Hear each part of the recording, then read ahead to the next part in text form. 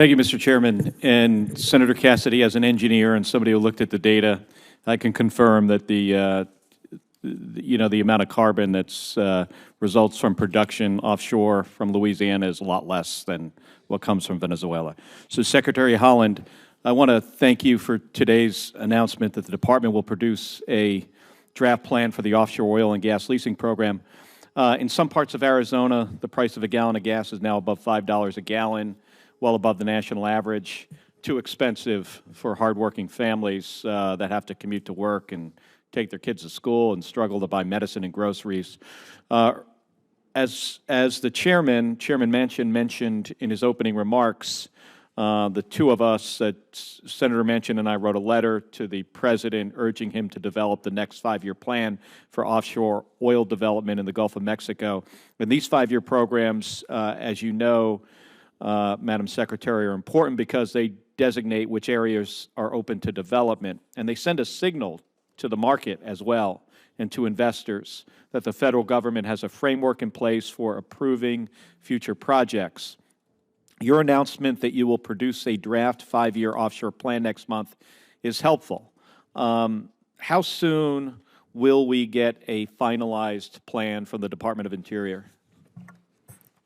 Thank you for the question, Senator. And as I mentioned earlier, we are working expeditiously to move this forward. I know my team is, I won't go through all the steps, but we essentially had to start from scratch on this issue. There are several other steps beside, after the draft that comes out on June 30th. That would be followed by a 90-day public comment period, followed by another final programmatic EIS that could be adopted 60 days later. We're happy to keep you updated on our progress on this issue, and we'll be happy to keep you updated. So based on the 90 days plus the 60 days, it looks like the earliest would be November 30th. Is there any way to accelerate that? As I mentioned, we are working expeditiously. All right. Thank you, Madam Secretary. I want to transition a little bit to drought and water in the West. We're experiencing the worst drought in 1,200 years, and it's been going on for 2 decades. And the supply of the Colorado River water is, tightening faster than experts predicted.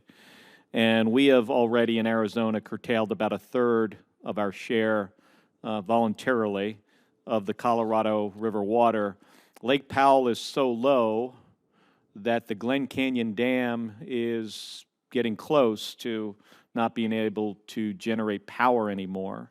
That energy, renewable energy, goes to 5 million people in 6 states. And the Department of Interior budget request for drought contingency operations in the basin totals $18.7 million. That funding would be used for water conservation and fallowing of land to stabilize water levels in Lake Powell and Lake Mead.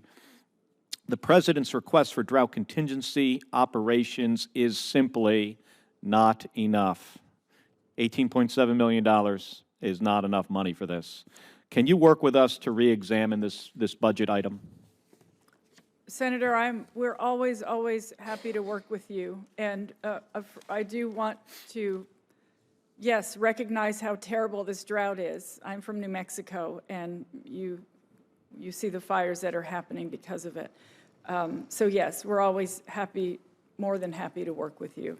Yeah, we're on the verge of another horrible fire season as well. I know in New Mexico you had the first or second, worst fire in the state's history here that was just burning a couple weeks ago. At the time that fire was burning, we had 3 major fires in the state of Arizona. This is related to how dry our states are. We've got to solve this water problem. It's not going to solve itself, so we just can't hope for this drought to end, and we need more help from the administration. So thank you, Madam Secretary.